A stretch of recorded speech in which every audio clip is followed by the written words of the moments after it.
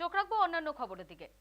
পাকিস্তানকে জব্দ করতে বুধবার প্রথম পদক্ষেপ করেছে ভারত। পাকিস্তানের সঙ্গে সিন্ধু জল বন্টন চুক্তি বাতিল করল ভারত। শুধু তাই নয়, নয়াদিল্লিতে বন্ধ পাকিস্তান দূতাবাস। পাক নাগরিকদের সব রকম ভিসা বন্ধ করল ভারত। এই বিষয়ে বিজেপির প্রাক্তন সাংসদ দিলীপ ঘোষ বলেন, কেন্দ্র যথাযথ ব্যবস্থা নেবে। যে ঘটনা ঘটেছে কয়েক বছর পরে এরকম ঘটনা ঘটেছে, আর নূতন নির্বাচিত সরকার হওয়ার পরে সারা দেশ বিরোধীরা চেয়েছিলেন নির্বাচন করো, মানুষের গণতান্ত্রিক অধিকার ফিরিয়ে দাও। গণতান্ত্রিক অধিকার ফিরিয়ে দেওয়া মানে কি তার সুরক্ষার অধিকার থাকবে না? কেন এই সরকারের অধীনে এরকম হলো? এর আগেও এরাই এই টেরোরিজমকে বাড়িয়েছিল।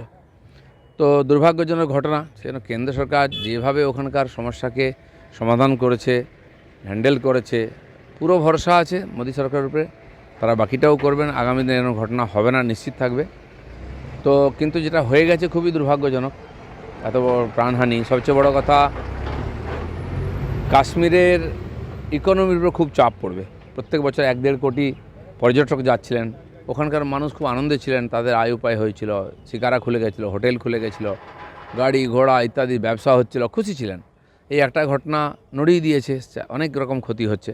আমার মনে হয় কেন্দ্র সরকার খুবই সিরিয়াস, তারা এর বিহিত ব্যবস্থা করবেন।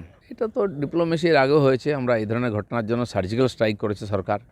তো তারা যেটা ঠিক মনে করবেন, এর পিছনে কার হাত আছে সেটা খুঁজেও বার করবেন, আর এর সমাধানের সম্পূর্ণ ব্যবস্থা করবেন।